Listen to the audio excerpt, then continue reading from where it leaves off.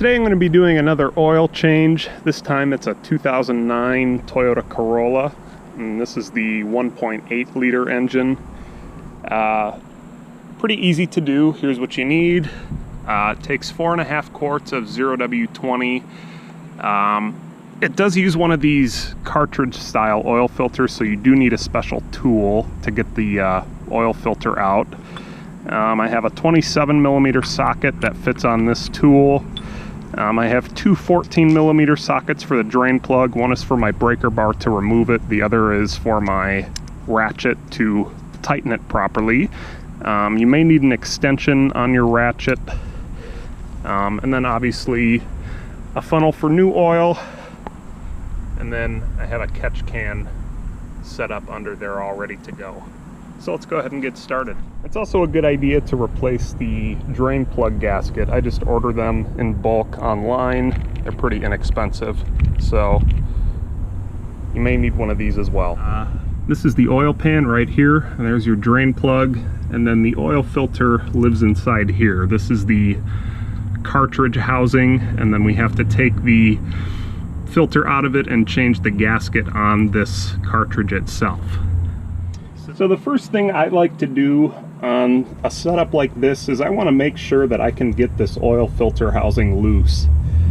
Sometimes they're really hard to get off if you weren't the last person to do it. If these get over tightened, they can be really difficult to remove. So I like to make sure that I can crack it loose. So I'm going to take my oil filter tool and we'll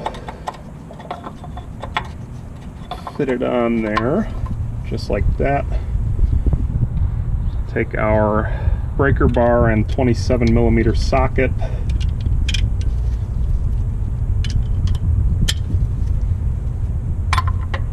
and that is turning. Okay,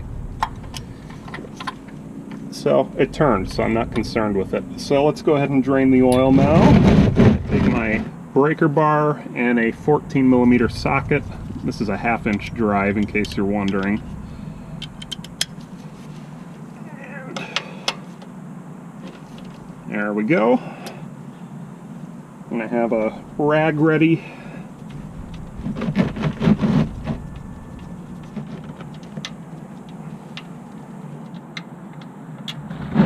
There we go.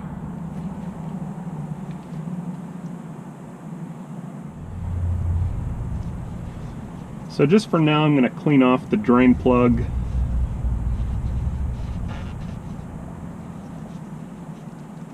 The head of this bolt is kind of rusty. I don't remember it being rusty the last time. And we'll just set it aside. And I'm going to see if I can peel off this gasket. We may need a screwdriver. Alright, so I'm just going to take a small flathead screwdriver and just ever so gently convince this crush washer to come off this drain plug gasket.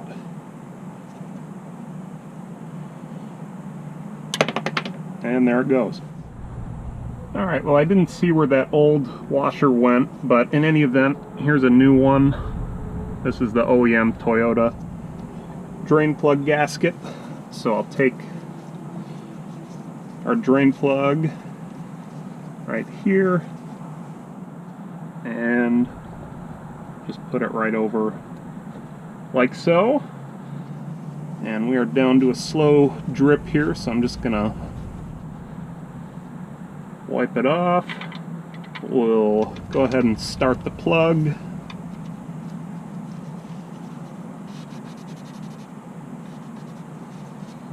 If you really wanted to, you could take some brake cleaner and just wipe all the oil off of the pan here, but you don't really have to do that.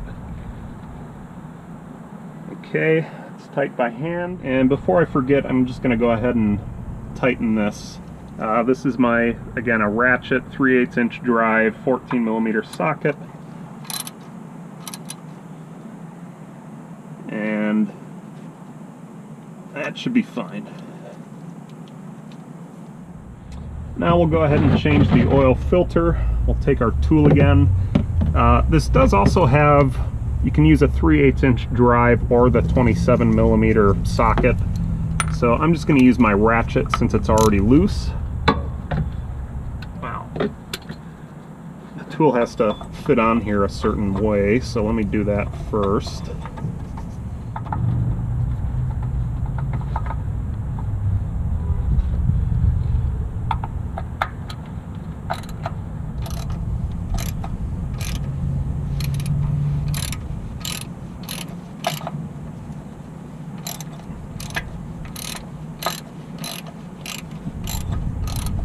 And once it gets loose enough, well, first of all, the oil will start leaking out of there. But second of all, you can finish the removal by hand. And I don't know if the camera can see, but that little red ring right there is the O-ring that we have to replace on the cartridge. There we go. So this is what I was talking about. This is the oil filter that we have to change, and then this orange piece right here is the O-ring that we have to change. And sometimes you need a pick or a screwdriver or something to pull it off. Oh, there we go. So we'll just set that aside, and we'll clean off the filter housing here. That's what it looks like. And just to show the camera, this is, again, this is the oil filter cartridge, and this is the tool you need. You can see that there are these 3 little grooves on both sides of the tool on the edge, and then one side of the filter housing has these lips that fit right in, and this is what grabs onto the whole assembly and turns it. So that's why you need this special tool. And then before reinstalling, I'm going to go ahead and wipe off the mating surface here for the oil filter, just to be sure it's clean. And let's go ahead and replace the oil filter here. So typically these will come with a new O-ring. So here's our new filter. Just fits in. I don't think it matters which way it goes in this application. And then we also have a new O-ring. Just like on a canister style oil filter, it's a good idea to lubricate it just with a little bit of oil. So I'm just gonna get some oil on there, and then we'll reinstall the O-ring, and you want to put it up to this lip right here.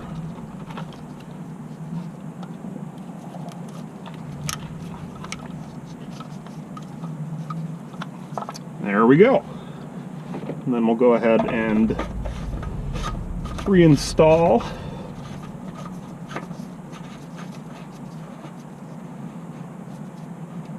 And then what I've been doing is I put the tool back on, take my ratchet,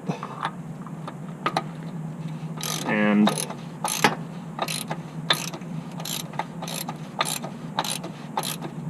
tighten it basically until it stops. I mean, you don't want to get it super tight, but I'm not so sure that just leaving this hand tight is enough. So typically any tighter than what I just did is what's going to make it difficult to remove. I mean, you don't want to use, I don't know, an impact gun or something on this. But unlike a traditional, you know, canister type filter, I think these should be a little bit more than hand tight. So that's why I put the tool back on. Now we can go ahead and add our new oil. If I can get this cap off. There we go.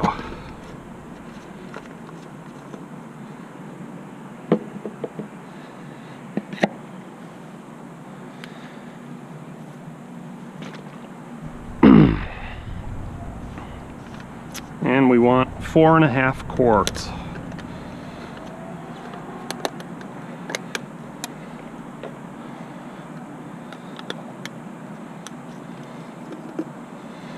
Set that aside.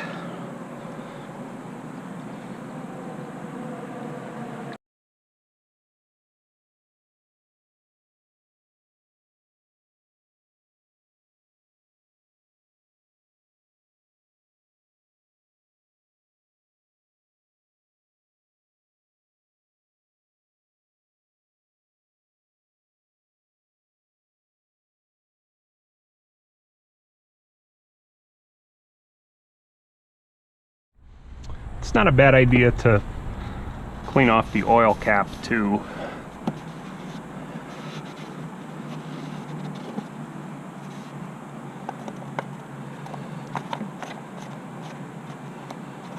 And that is tight.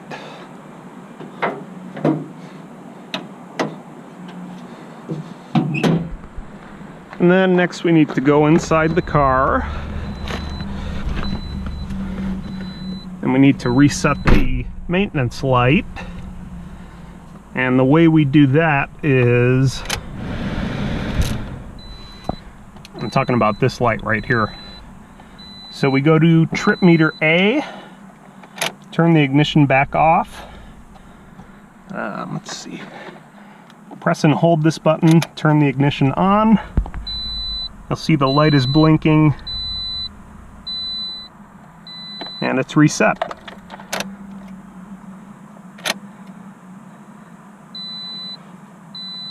No more maintenance lights. So let's go ahead and start the engine and we'll watch the oil pressure light.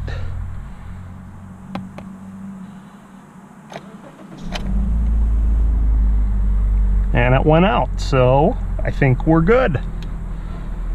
And I'll just take a look under. I don't see anything leaking.